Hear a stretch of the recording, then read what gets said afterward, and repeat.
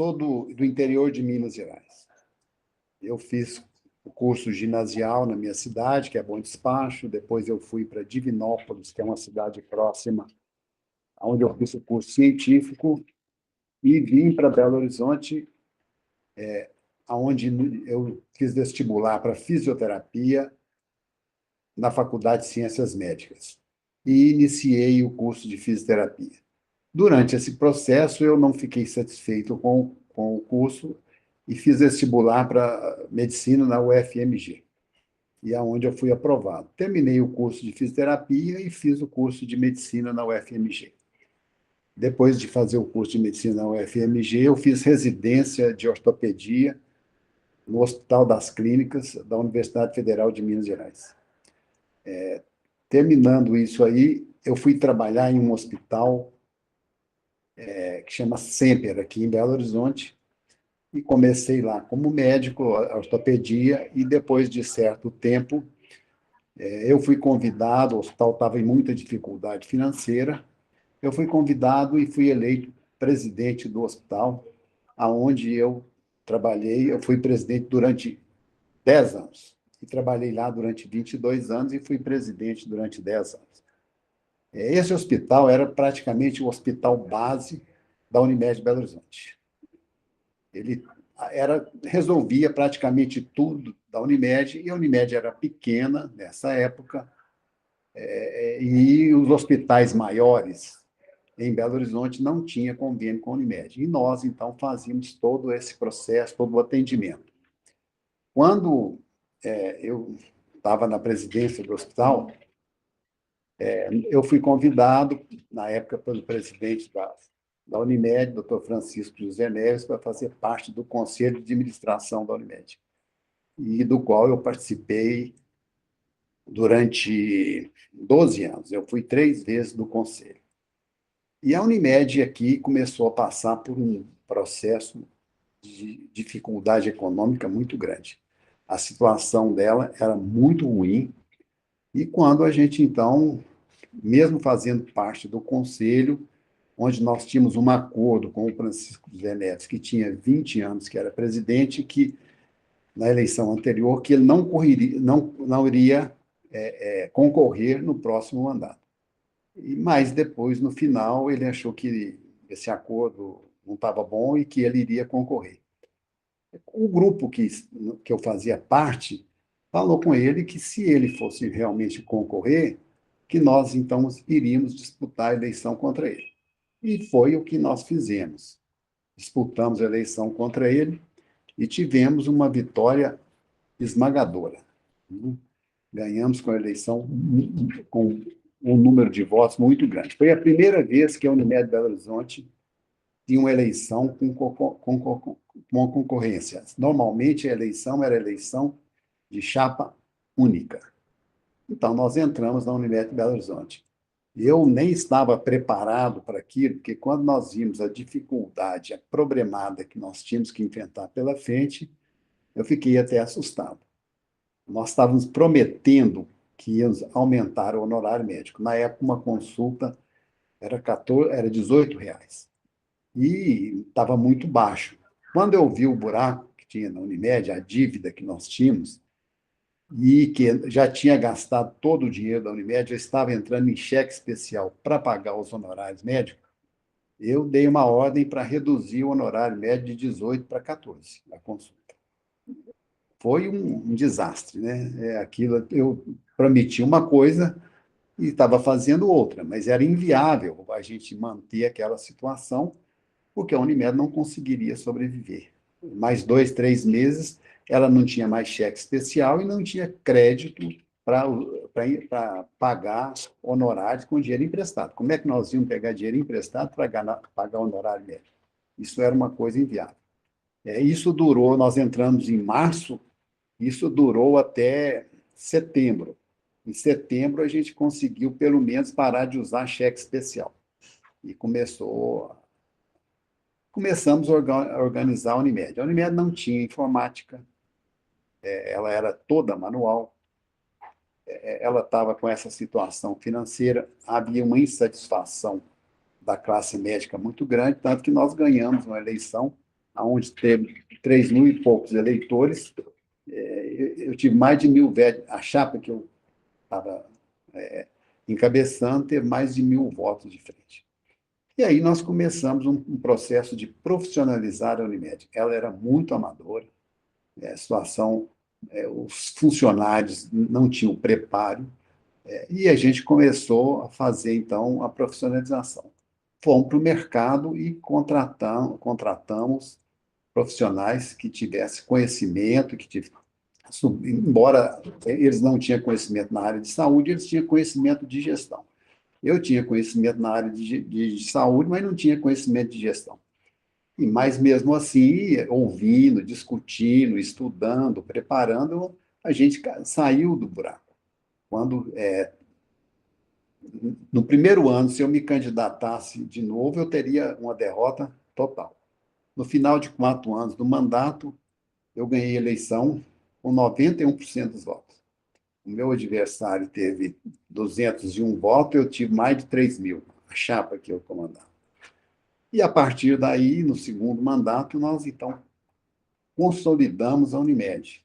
Ela se tornou a principal Unimed do país. Até porque as Unimedes de São Paulo, do Rio, a Unimed de São Paulo até fechou, né? Depois a Unimed Paulistana também fechou. A Unimed do Rio, a situação nunca foi boa, embora nunca tenha chegado isso. O Celso era o presidente lá e o presidente da Unimed Brasil, mas ela não era uma Unimed que tinha a situação que a Unimed do Horizonte tinha. Então, nós pagamos tudo, ficamos em dia e deixamos a Unimed com um bom dinheiro em caixa.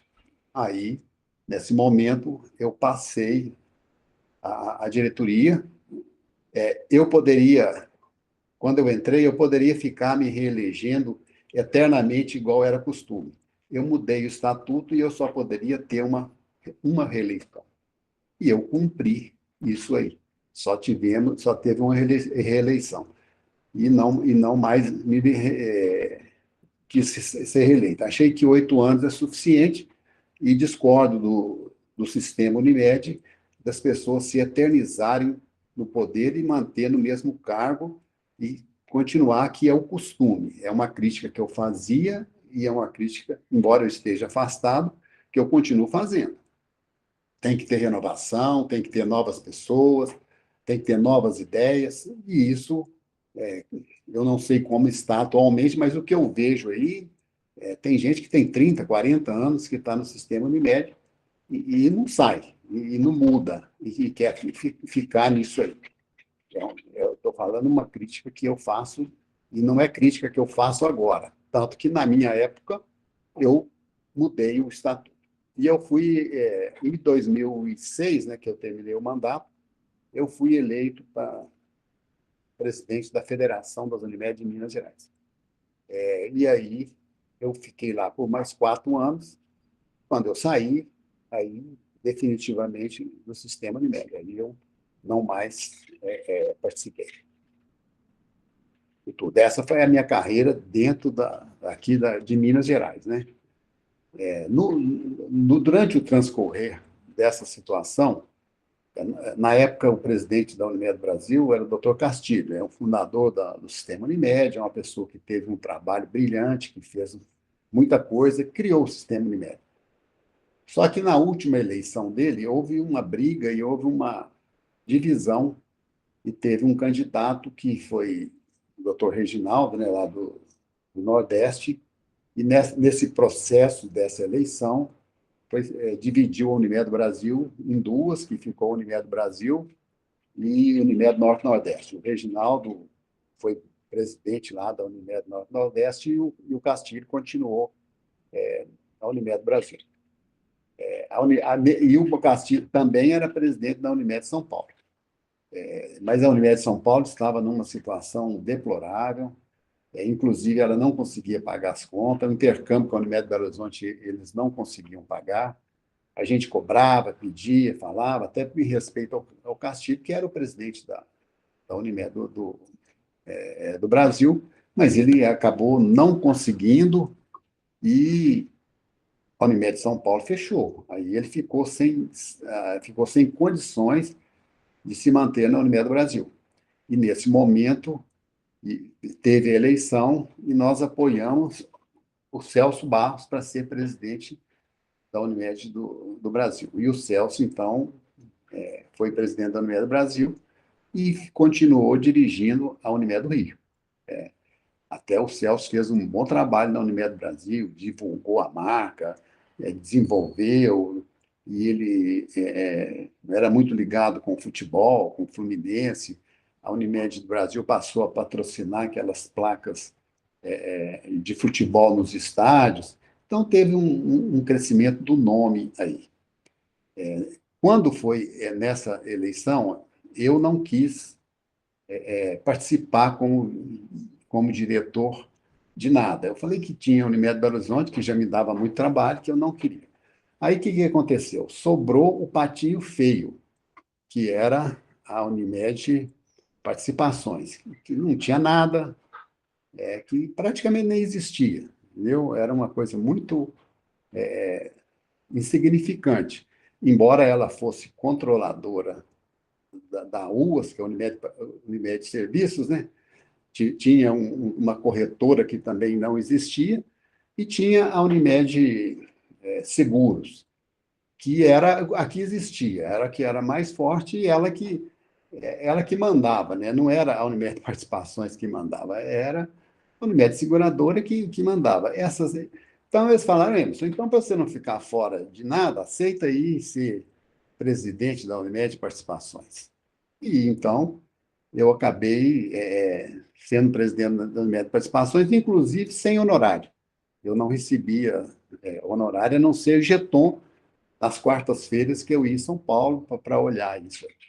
E aí, o que aconteceu? Ao eu entrar nisso aí, eu vi que a situação era muito ruim. Mesmo a Unimed Seguros tinha uma situação financeira muito ruim e estava tendo prejuízo. Ela tinha um plano de saúde que era da Unimed, que era da Ministério da Ciência e Tecnologia, um desses ministérios que dava um prejuízo imenso. E a Unimed estava tendo prejuízo. Nessa reorganização, nós exigimos que fosse acabada com esse plano. Ah, mas vai ser um mundo de paciente que nós vamos perder. Eu falei, não tem condição, quanto mais paciente tiver e dando prejuízo, é pior. Então, foi quando a Unimed Participações passou a ter algum tipo de voz. E a gente, então, começou a discutir as três entidades. A UAS, que também tinha diretoria, eu ocupei, falei que não precisava de mais diretor ali, porque era um negócio que praticamente não fazia nada, ainda tinha cheio de diretoria, pagando salários altíssimos. Então, no início, o presidente da Unimed, da Federação da Unimed do Rio de Janeiro, eu esqueci o nome dele, ele ficou na UAS, mas logo, logo ele desistiu. Quando ele desistiu, eu assumi a UAS e a Unimed Participações. E tinha aí na gaveta uma Unimed corretora que era usado para passar salários para ali, salários para aqui. Na época, eu não me lembro bem, mas me parece que tinha 30 e poucas pessoas que recebiam honorários através dessa Unimed corretora, mas que eu não sabia do que eles faziam. Eu mandei cortar o pagamento dessas pessoas, ninguém reclamou. Ficou nisso aí.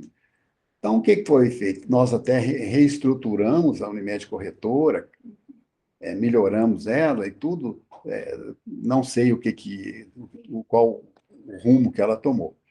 Então, foi feito isso. Com isso, com essas medidas, a Unimed Seguros começou a crescer e também colocou uma diretoria mais profissional e tudo, que foi o lado lá de Santa Catarina, o Dalmo Claro de Oliveira. Ele entrou na Unimed. Ah, não, até nem foi o Dalmo. Primeiro foi o Cantege, da Unimed de Porto Alegre. Depois do Canter teve um mandato, saiu e entrou no lugar dele o Dalmo Claro de Oliveira, que ficou lá, ficou um tempo. Eu fui do conselho aí da Unimed Seguradora durante o mandato, e a Unimed aí começou a crescer, desenvolveu a Unimed Seguradora. A Unimed Corretora, eu não sei que rumo que ela tomou, e nem a Unimed Administração e Serviço também, eu sei o que aconteceu. E mesmo a Unimed Seguradora, eu estou desligado, mas é uma, é uma entidade, né, que cresceu, que desenvolveu. As outras duas, eu não tenho conhecimento do que aconteceu com ela. Então, eu não sei. Basicamente, o que eu, assim, que eu lembro de cabeça, porque isso já se vão 20 anos, né? É isso aí, entendeu? É mais ou menos isso aí o que eu tenho para falar. O Acessório Horizonte fez vários aportes na Unimed Seguradora. Nós que praticamente puxamos o crescimento da Unimed Seguros com os aportes que nós fizemos. Nós fizemos muito aporte aí na Unimed Seguradora e conseguimos com as outras Unimedes também, até porque eu acredito que a confiança tinha aumentado, acredito que tenha sido nesse momento que a Unimed criou confiança, né, e teve lá. A Unimed Rio fez, a Unimed Porto Alegre, várias Unimedes fizeram. Até porque quem ficou dirigindo a Unimed Seguradora foram os que fizeram os aportes aí. No caso, foi o Canter que ajudou lá no Unimed Porto Alegre. Então, realmente, os aportes foram feitos. E não foram poucos, não. Acredito eu que pela proporção que foi, eu não sei depois o que aconteceu, que a Unimed Belo Horizonte seja a maior acionista da Unimed Seguradora. Eu não sei se depois disso alguém colocou mais dinheiro aí, mas eu tenho. Na época era a Unimed Belo Horizonte. Porque nós tínhamos uma empresa que a gente acreditava que aquilo ali tinha futuro. E a Unimed Belo Horizonte estava numa situação financeira boa. Eu acreditava que o sistema deveria funcionar como um todo, e aquilo dali deveria ter um crescimento, e que esse crescimento teria resultados futuros. Então, como a Unimed tinha situação financeira boa, tinha o dinheiro, nós encabeçamos essa mudança. E foi o que deu certo, cresceu. Eu não sei qual o retorno que a Unimed Belo Horizonte teve com isso depois, se teve dividendos, se recebeu dinheiro, hoje eu não sei, porque eu não tenho conhecimento. Mas eu vi a perspectiva de que a Unimed crescesse. E, além do mais, naquele tempo também, nós precisávamos de um plano nacional, de um plano de saúde nacional. E a Unimed Seguros poderia ser feito isso dessa maneira. Embora tinha também a Unimed, como é que chama aí, que já vendia plano nacional, mas os planos nacional era muito, para empresa, era muito barato. Nós queríamos atingir uma população de uma situação financeira melhor, que era a Unimed Seguros, que poderia competir com o Bradesco, e tudo, que também é uma seguradora. Então, a seguradora era um dos do suporte que poderia ser dado para o sistema. Então, a minha visão, e isso foi fruto de discussões, de debate, de tudo, para nós chegarmos a essa conclusão, e aí a gente investiu, foi por causa disso fez na Unimed Belo Horizonte foi compartilhado com o sistema como um todo.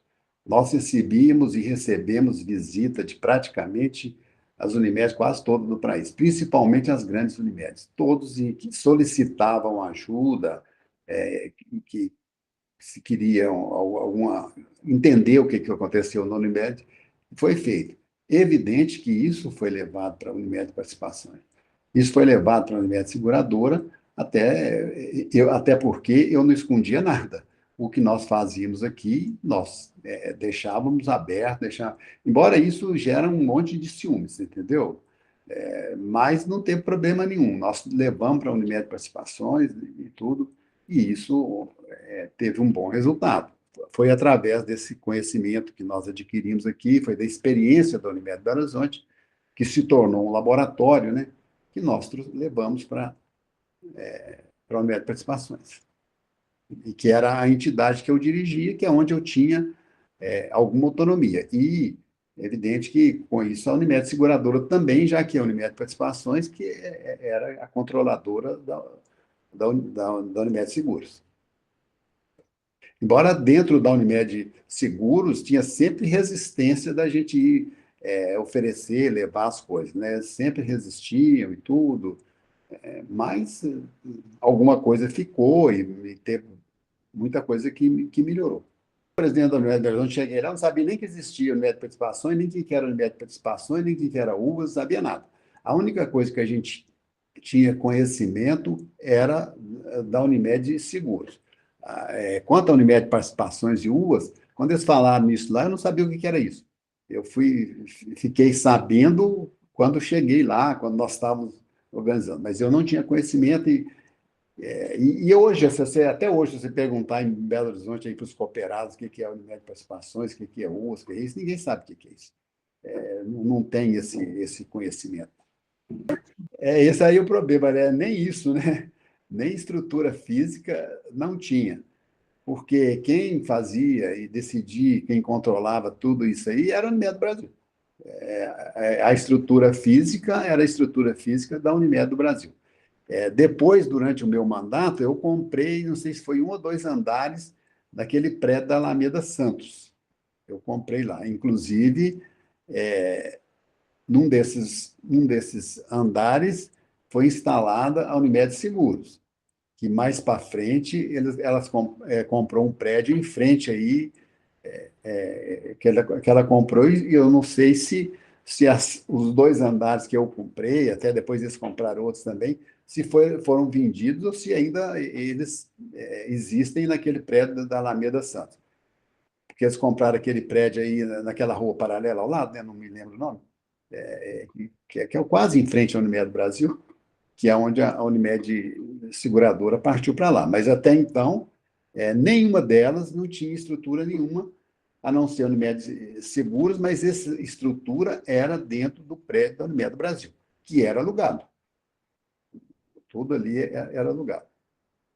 A Unimed Administração e Serviço, ela fazia, vamos fazer assim, a contratação, né, e tudo dos funcionários do sistema.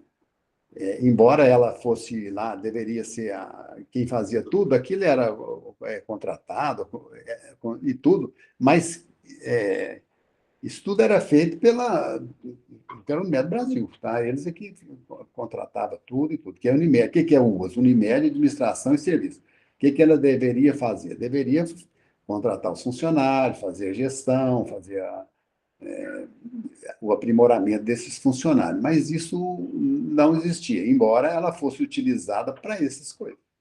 Tá? A Unimed Participações não era para nada, porque eu não me lembro de funcionário da Unimed Participações. Se tinha um ou outro, mas eu acho que não tinha. Eu não me lembro de funcionário da Unimed Participações. Tá? Eu não me lembro que lá tiver nem estrutura física. Eu acabei. Tinha uma sala lá, não sei em qual andar, é uma salinha bem pequena, onde que a gente ficava lá, num nos andares. Foi a profissionalização que houve na Unimed Seguradora, né? E a Unimed Participações passou a cobrar, passou a querer se interessar e participar, porque antes não existia isso, ninguém cobrava, ninguém falava nada, ficava por isso mesmo. Aí tinha lá aqueles conselhos, aquelas coisas, mas ninguém dava notícia daquilo. Então, nós passamos a fazer as cobranças e tudo. Foi a grande mudança e acabou o sistema tendo, e inclusive a própria Unimed Seguradora cresceu e desenvolveu com isso. Sabe? Teve uma mudança grande. Porque a Unimed Participações tem um conselho lá, né, que deveria estar participando, mas naquele tempo a participação era muito pouca, mínima, não tinha. Então foram essas mudanças. Foi um período pequeno, foram 4 anos, né? Mas foi um período de muita transformação, de muita mudança, de muito. Fizemos planejamento estratégico, fizemos discussões, fizemos muita coisa ali dentro, nesse período. Tá? Pusemos para funcionar a Unimed Corretora, que também era teórica, contratamos um funcionário para a Unimed Corretora, que não tinha. Então, era, era isso. Era uma caixa preta, que vocês querem que eu te falo, era isso. E como é que você vai colocar dinheiro e um voto que tem lá R$ 10, você tem 1 milhão, vota igual. Essa coisa. E, além do mais, ali não era cooperativa, né? Ali era uma sociedade anônima. Então, teria que ser voto proporcional. Não há como ser diferente, porque senão como é que eu ia colocar dinheiro da Unimed Belo Horizonte e não ter poder de decisão de nada? Isso não tem como. Igual eu estou falando, cooperativa é um voto, uma cabeça, um voto, uma Unimed, um voto, mas uma empresa de capital não é assim. E tinha que colocar o dinheiro, né? E, e não tinha outro jeito. Ou então a coisa ia complicar cada vez mais. É porque quando nós entramos aí, como um todo, no sistema nacional Unimed, estava com muita dificuldade. Ele vinha de um. Foi daí que nasceu a divisão, quando os planos da Unimed do Brasil, que quem tinha planos na Unimed do Brasil, quem tinha os planos era a Unimed do Brasil. Ela foi criado a Central Nacional, aonde esses planos foram transferidos para lá. Exatamente por quê? Porque a situação da Unimed Brasil financeira estava muito ruim, e aí criou-se a Central Nacional. O diretor lá, o presidente, foi o Mohamed Akel, que era também diretor da Unimed Brasil. Ele ficou sendo presidente lá da Central Nacional, o primeiro presidente. E ele foi tirado de lá exatamente por quê? Pela briga que estava com a Unimed Norte-Nordeste, que tinha sido criado, e que, se tivesse qualquer coisa ali, esses planos poderiam ir para lá, ou eles poderiam reivindicar, qualquer coisa assim. E isso acabou, então, criando a Central Nacional e transferindo todos esses pacientes para a Central Nacional. Todos aqueles pacientes, naquela época, eram pacientes da Unimed do Brasil, e não existia Central Nacional. Ela foi criada naquele momento. Dessa briga, dessa eleição aí, tudo. Isso foi um pouco antes da gente chegar, porque quando nós chegamos, essa coisa já teria sido ocorrido, já tinha sido feita. A central já tinha sido criada e já tinha levado os planos da Unimed do Brasil para a Central Nacional. Foi isso que ocorreu. Então, com o doutor Castilho, que quando dividiu a Unimed do Brasil foi criado lá a ala Norte-Nordeste, onde que criou uma outra Unimed que ficou, inclusive São Paulo foi para Norte-Nordeste. Ela não ficou na Unimed do Brasil. São Paulo ficou lá, a não ser a Unimed São Paulo, que era presidida pelo Castilho. Mas a Unimed Paulistana, por exemplo, ela ficou na Central, ficou na Norte-Nordeste, ela não ficou. E grande parte do interior de São Paulo também ficou com o Norte-Nordeste, uma parte só que ficou com a Unimed do Brasil. E naquela região toda lá do Nordeste, ficaram todos com a Norte-Nordeste. Perdeu-se praticamente o Nordeste todo, e eles ficaram com a Unimed Norte-Nordeste. E tudo, com a presidência do doutor Reginaldo. Né? Depois que, no final, houve a reunificação e a Norte-Nordeste voltou para a Unimed do Brasil. E veio, São Paulo veio, acabou, o Eudes foi eleito presidente da Unimed do Brasil, que era da Norte-Nordeste, a Unimed dele, que é do interior aí, eu não lembro qual. Depois eles foram presidente lá da Federação aí de São Paulo, né? Tudo. E ele, então, aí que houve uma reunificação. Embora a Norte-Nordeste continuou. Não sei se hoje ela ainda existe, porque hoje eu não ouvi falar nada de Norte-Nordeste, então não sei se ainda existe. Foi um período muito difícil, foi um período muito complexo, e nesse momento, em julho de 1999, foi criado, foi aprovada a lei no Congresso do Plano de Saúde, que antes não existia regulamentação de plano de saúde. Você vendia plano de saúde do jeito que você queria. Você criava lá um plano, tira isso, coloca aquilo, põe isso, não tinha rol de procedimento, não tinha nada. Cada plano de saúde fazia o plano de acordo com seu interesse, com a sua visão. Não tinha, por exemplo, tratamento de oncológico, não usava prótese. Então, essas coisas não constavam de plano de saúde. Então, era assim. Então, em julho de 1999, no governo Fernando Henrique, foi aprovada a lei e que criou também a ANS, porque não tinha órgão regulamentador. Isso entrou o plano começou em 1º de janeiro de 2000. Além de toda essa problemada, ainda veio um rol de procedimentos e o que você tinha vendido, todos os planos que você tinha vendido, não constava isso. Então, você tinha que, aumentou muito, inclusive entrou oncologia, entrou prótese, entrou essas coisas todas, e você não tinha isso no plano de saúde. A partir daquele momento em diante, a gente tinha que dar assistência disso aí.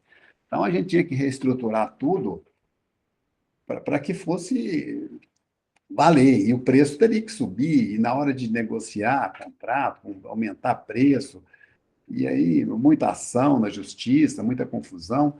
Então, foi outro momento a você conseguir passar por esse obstáculo aí, que eu acho que foi bom, entendeu? E aí veio aquela série de coisas que você tinha que depositar, que tinha que ter na ANS, que a gente tinha que ter essas, essas provisões todas, e aí foi dado um prazo de, se eu não me engano, 6 anos para que as operadoras fizessem tivesse esse dinheiro, né?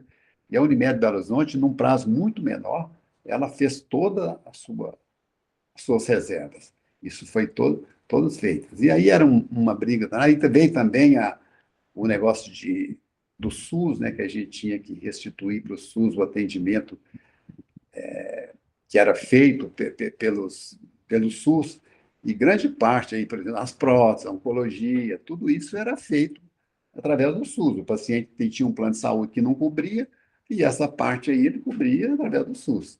E aí, de repente, começou a cobrar, isso também foi para a justiça, e aí vinha aquelas coisas que a pessoa tinha direito do SUS e que não podia, que não sei o quê, que não prevaleceu, né? Que acabou ficando de acordo com a lei mesmo, e se você for olhar, realmente isso é o certo, porque era muita picaretagem, né? As pessoas vendiam e plano de saúde, criavam um plano de saúde sem ter que dar satisfação para ninguém e punha o paciente para ser atendido no SUS, né? Era uma maneira de ganhar dinheiro, de enganar a população. Embora no sistema Unimed, dos que tinha tudo aí, era o mais correto disso aí, né? A gente não fazia isso, não. As Unimedes, normalmente, elas eram mais éticas nisso aí, até porque, devido ao tipo de plano, devido ao tipo de coisa, acontecia dessa maneira. Então, era um pouco diferente de tudo. Mas a lei foi uma lei que, no meu ponto de vista, foi bom para todo mundo. Na época, a gente ficou assustado, temeroso, o que, que vai dar isso, como é que nós vamos conseguir fazer, aonde vai vir dinheiro. No entanto, a coisa. E isso obrigou a profissionalização do sistema de saúde, que até hoje ele está ocorrendo. E esse boom aí que veio de tecnologia, novas tecnologias, que encareceu demais a medicina, com isso o honorário médico foi só diminuindo, onde tinha honorário médico passou a ter tecnologia, drogas e novos custos, houve uma perda nesse ponto aí, do honorário médico, né? E isso foi feito, em grande parte, à custa do honorário médico, que hoje é muito baixo, né? O plano de saúde paga pouco para o médico. Essa é uma insatisfação que qualquer um que médico você perguntar aí que atende plano de saúde, isso como um todo, não é Unimed, todos, têm uma insatisfação. Por outro lado, é inviável você fazer medicina hoje sem que tenha um financiador, que o plano de saúde ele é fundamental, porque a pessoa. Eu fui presidente de hospital, o pior paciente que existia no hospital é o paciente particular. É porque não pagava, não tinha dinheiro. Depois que você entrava para gastar 10 mil, gastava 100, não tinha como pagar. Então, era uma luta. Então, esse tipo de paciente, o paciente particular, era o paciente mais problemático que nós tínhamos. E hoje também é a mesma coisa. Você colocar um paciente particular dentro do hospital, principalmente se for urgência, você vai ter sérias dificuldades para receber e muito prejuízo. E depois, isso na justiça não vai para frente, porque o paciente não tem, só tem uma casa, não pode tomar, e isso vira uma confusão, e a gente também, eticamente, fica preocupado disso. Então, o plano de saúde hoje, ele é fundamental para que tenha uma assistência médica. Quem mudou, quem financiou essa tecnologia, quem financiou essa entrada dessas novas tecnologias no país foram os planos de saúde. Não foi governo, não. Não foi SUS, não. Porque o SUS ainda está muito atrasado em relação a isso. Os próprios hospitais particulares receberam o financiamento, recebeu o dinheiro para eles se reestruturarem, para eles atualizarem, foi através dos planos de saúde. Isso no Brasil inteiro, todas as coisas. E aí as coisas vão mudando, né? Aparece agora a verticalização, não sei o quê. E também, mais uma vez, o médico fica pagando a conta, né? Porque o honorário vai só baixando. Fiquei, a não ser que eu estivesse fora de Belo Horizonte, um dia sem atender paciente, sem atender meu consultório. Eu nunca parei. O médico que não faz isso e vira gestor, pelo amor de Deus, né? Então, se e tudo. Eu nunca parei. E hoje, aos 72 anos, atendo meu consultório todos os dias. E opero 3 vezes, 3 manhãs. São cirurgias menores, que eu não estou na linha de frente mais. Eu trabalhava com prótese de quadril e tudo, essa cirurgia grande e tal. Eu tinha uma equipe que a gente trabalhava em prótese de quadril. Eu perdi essa equipe quando eu fui para a Unimed, porque eu não tinha mais condição de estar junto com o grupo. Então, a gente recebia junto e tudo. Eu, então, saí da equipe. E quando eu terminei a minha gestão, eu não tinha como voltar, porque a equipe já tinha colocado os outros, tudo, então eu não tive como retornar. Foi uma perda do ponto de vista financeiro grande para mim, mas foi uma opção minha, eu não tenho o que reclamar disso. Eu não estou reclamando, eu estou contando e falando o que aconteceu. Eu perdi isso, mas eu não parei de trabalhar, até porque eu vivia disso, né? Eu não sou gestor, eu estive gestor, eu não sou gestor. Não é a minha profissão, eu não estudei foi medicina, não foi administração, não foi economia. Isso eu acabei aprendendo. Eu falo sempre, né, como Freud falava no Analista Selvagem, eu sou um gestor selvagem, aprendi na luta, aprendi no dia a dia. E as bombas caindo na cabeça da gente, uma atrás da outra, né?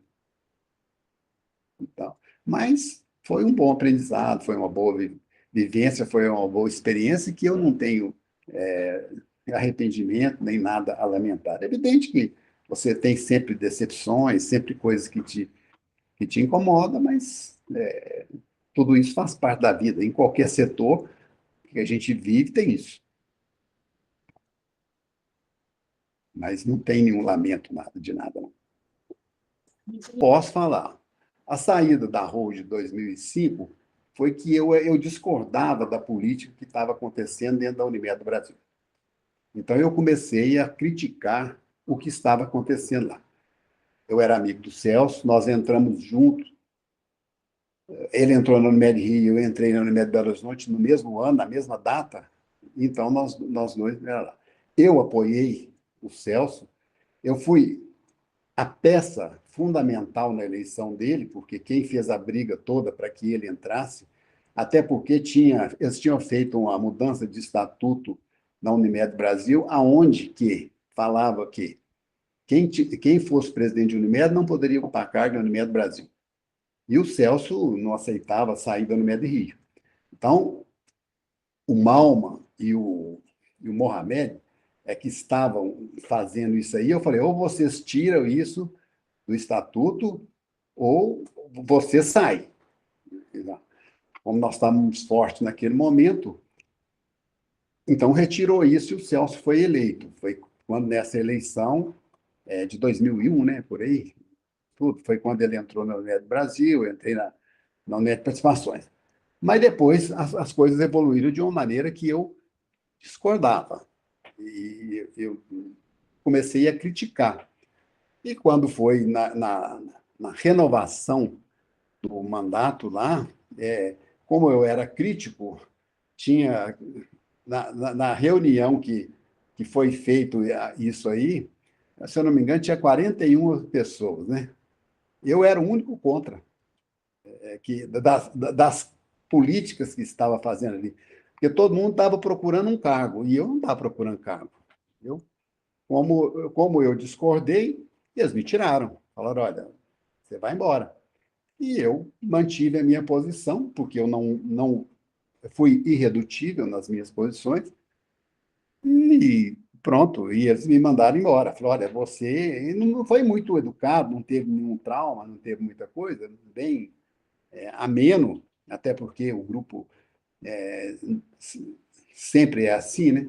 E aí eu não aceitei as mudanças que estavam sendo feitas, e com isso eu saí. Mudanças eram de toda, filosófico, administrativo, comercial, era todo tipo de mudanças. Eu achava que tinha que profissionalizar, que as coisas tinham que ser feito isso, que as políticas, que as pessoas não podiam ficar se eternizando no poder, que essas coisas tinham que mudar e essas coisas tinham que fazer. As propostas eram essas. Nisso aí sobrou pelo menos uma coisa, né? A eleição da Unimed Brasil também só pode ser feita uma vez. A pessoa não pode ficar lá eternamente. Isso foi uma mudança desse fruto dessas brigas que eu tive aí, sabe? Mas foi pouca coisa que eu consegui. Eu não consegui muita coisa, não, sabe? Se teria sido melhor se as minhas ideias, ou as minhas propostas, eu não sei. Não sei se teria sido melhor. Mas também a Unimed, o sistema Unimed como um todo, não foi tão bem assim. Até porque que cresceu muito foram os planos de saúde que não cooperativa. Quem cresceu muito foi. E houve. Você pode olhar, por exemplo, Bahia não tem Unimed, Salvador não tem Unimed, não sei aonde. Várias capitais, Brasília, também foi outro problema que teve lá. Nessa época eu participei muito, e o plano de. A Brasília acabou, a Unimed a Unimed ocupou, né, a Unimed, como é que chama aí, foi uma MED lá, a Central Nacional, ficou com os pacientes de Brasília, ficou com os pacientes de Salvador e algumas outras aí, entendeu? Então, como é que você, na capital do país, você não tem Unimed? Certo? Como é que em Salvador você não tem Unimed? E várias no capital do Nordeste aí. A gente ia lá, era um desastre, era uma coisa horrorosa, entendeu? Aquele sistema ali, não tem, e isso que poderia ter sido o domínio do sistema Unimed, não foi. O que prevaleceu?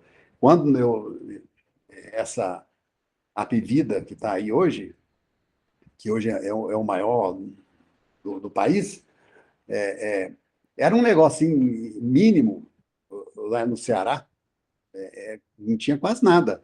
Eu vi falar, saber que existia isso no dia que eu fui lá, eles falaram lá que existia essa bebida, que naquele momento eu levei aquilo, nem desconsiderei que o negócio era tão pequeno, tão insignificante, que cresceu. Essa do Paulo Barbante aí, a Intermédica, era maiorzinha também, mas não era grande coisa.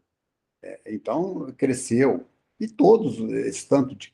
Houve uma concentração muito grande, e a concentração, as vendas, as aquisições, não aconteceram no sistema Unimed. Aconteceu no sistema paralelo. Foram eles que fundiram, compraram, cresceram, desenvolveram, e o sistema Unimed ou ficou igual ou diminuiu. Não teve o crescimento. Então, se as minhas propostas não foram aceitas, as que ficaram também não foram para frente, porque não houve um crescimento e um desenvolvimento do sistema Unimed como um todo.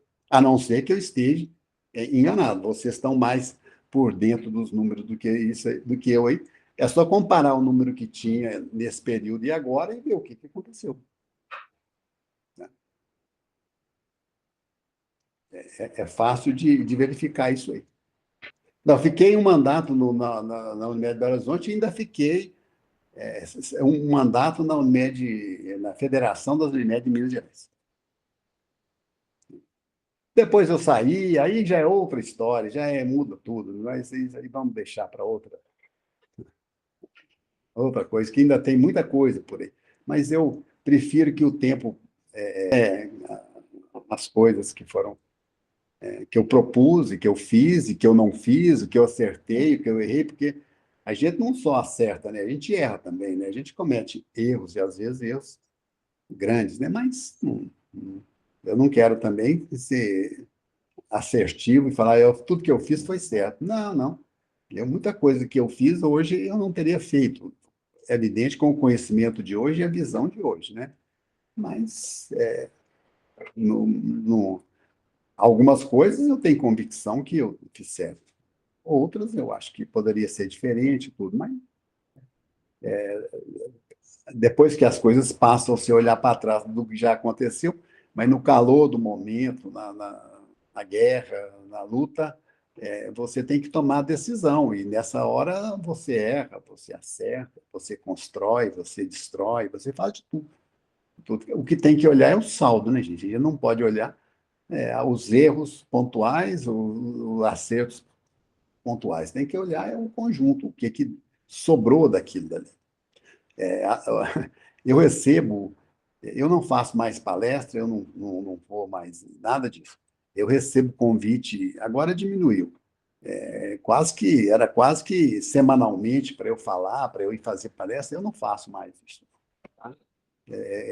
Se me convida, eu hoje sou presidente da Academia Mineira de Medicina, eu estou mais ligado à ciência, à coisa científica, coisas mais que não tem discussão de poder financeiro e poder político, né? Isso traz uma luta louca, você não está vendo o Brasil aí, como é que está isso? Então, a essa altura da vida, eu não tenho interesse nenhum de participar de nada disso. Ah, vem dar uma palestra. E além de tudo que eu falo também, né, gente, as interpretações são enviesadas, um que quer usar para uma coisa usa, o outro quer usar para outra. Eu espero que aqui, tá bom, se usar também, fica à vontade. Eu não tenho nada de esconder, não, sabe? Falou isso, falou aquilo, tá bom, tá falado. Tudo que eu falei aqui, eu tenho muita tranquilidade para falar, e nem tenho medo, nem tenho insegurança, porque eu não estou. Tudo que eu estou falando, vocês podem comprovar, e deve ter documento de tudo aí. Pode olhar, vocês. Eu deixei tudo aí, está tudo documentado. Se não jogar fora, tá, vocês vão encontrar tudo isso aí. E aonde eu passei, ficou tudo documentado. Não estou inventando nada, entendeu? Tudo foi com muita clareza. Eu já fiz outro depoimento aí, nem sei para quê, de alguma coisa aí que eu falei de uma outra época aí. Na época da Unimed do Brasil, foi sobre a Unimed do Brasil, mas nesse tempo eu ainda estava no sistema. Hoje eu já estou fora, e eu sei a distância, você também vê as coisas. A gente dentro, A gente perde um pouco da noção das coisas, né?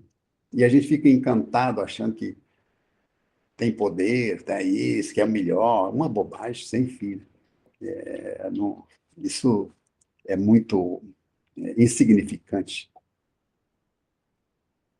Mas o que vale é a gente estar vivo, saudável, falando ainda e tocando a vida. E trabalhando e atendendo meus pacientes aí. E, graças a Deus, eu vou lá 1 hora agora atender meus pacientes, até às 7 da noite, meu consultório está cheio de pacientes. Então, isso eu ainda mantenho. Eu faço ainda relativamente bem. É até muito melhor do que essa turma mais jovem, aí, que são muito afoita e quer operar tudo que grande parte não precisa. Dentro da Academia Mineira de Medicina, nós fizemos os 50 anos que ela foi fundada, agora em 2020. Nós fizemos um atlas da academia. Em 1949, o doutor Hilton Rocha fez um discurso falando sobre o futuro da medicina. Ele falou tudo o que está acontecendo. Viu? Ele falou com todas essas coisas. A gente foi olhando os documentos, tanta coisa que foi passado por cima, foi ignorado, que poderia ter evitado muita coisa, mas não foi olhado, não foi visto, não foi feito. O José Salvador Silva é o presidente é o criador do Hospital Mater Dei. Não sei se vocês conhecem aí, hoje está virando uma rede, é um dos maiores, o maior hospital de Belo Horizonte hoje é o Mater Dei. Tem inclusive vários, foi para a Bolsa, adquiriu vários hospitais aí, e ele inaugurou um hospital domingo, agora, dia 1º, em Salvador, na Bahia.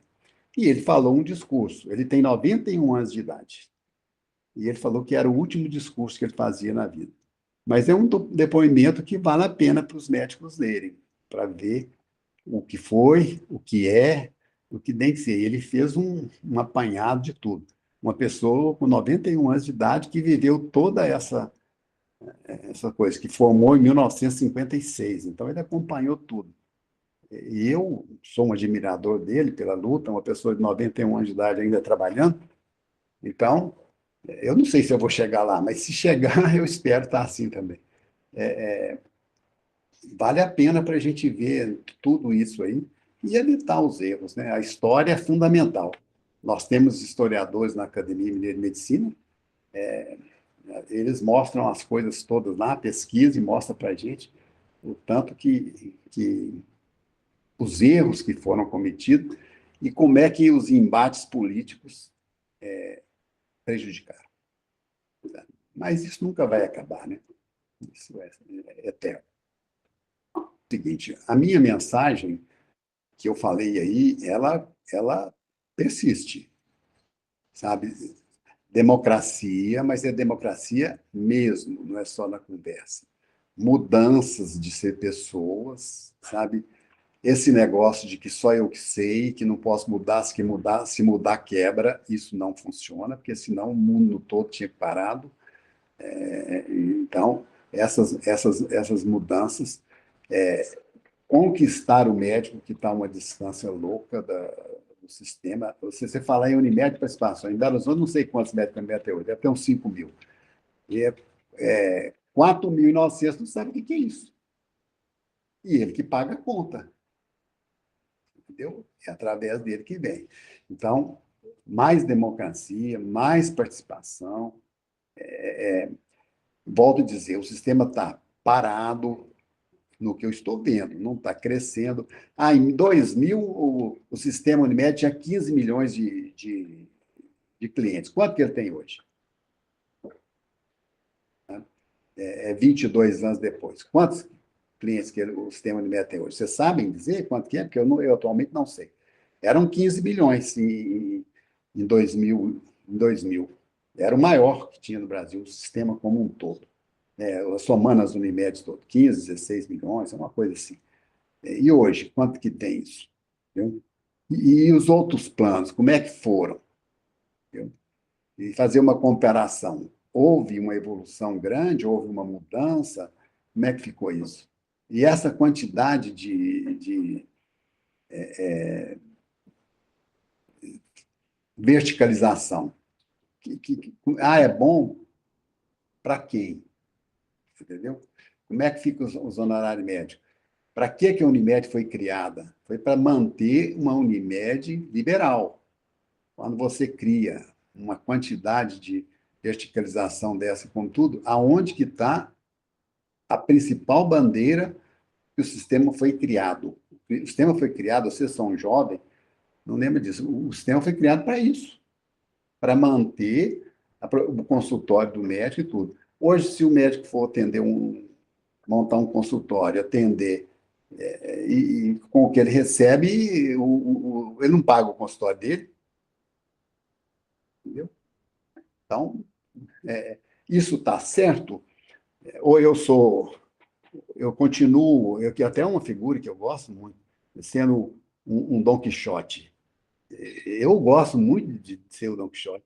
Eu só ler aquilo lá, a beleza daquilo lá, o que ele fala, tanto que é um dos maiores livros aí da literatura universal, foi escrito em 1700 e poucos.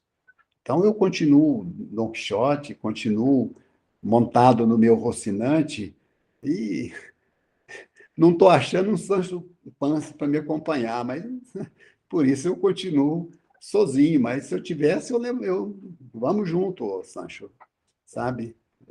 A gente toca junto aí, porque eu sou um leitor inveterado, né? Tenho muito livro, leio muita coisa, continuo lendo. E então aprendi muito lendo, mas o que é fundamental é a experiência também. A vivência ali, o calor do momento, a luta. Então, é isso. Mas eu continuo, se perguntarem por mim, alguém perguntar, provavelmente ninguém vai perguntar, pode dizer que eu continuo no Rocinante, esquálido, caindo, mas montado nele, e com a minha a bacia, né, que é o que ele usava lá, falando que era outra coisa e tudo. Eu continuo lá, mais consciente, né? Não tem problema nenhum. Mesmo, mas você perde todas. Eu preferia perder. Quando eu fui candidato aqui, eu falava assim: meu problema não é ganhar a eleição, não é perder a eleição, meu problema é ganhar a eleição. Perder a eleição, eu vou para casa, vou tocar minha vida. Ganhar a eleição, eu tenho que administrar. E eu arranjo 1 milhão de problemas. Então, o problema não é perder a eleição, o problema é ganhar. E você tem que responsabilidade. Aí a responsabilidade vem. Eu continuo com essas mesmas minhas. Não consegui ideias novas para colocar no lugar, então tem que continuar com essas mesmo. Tá bom.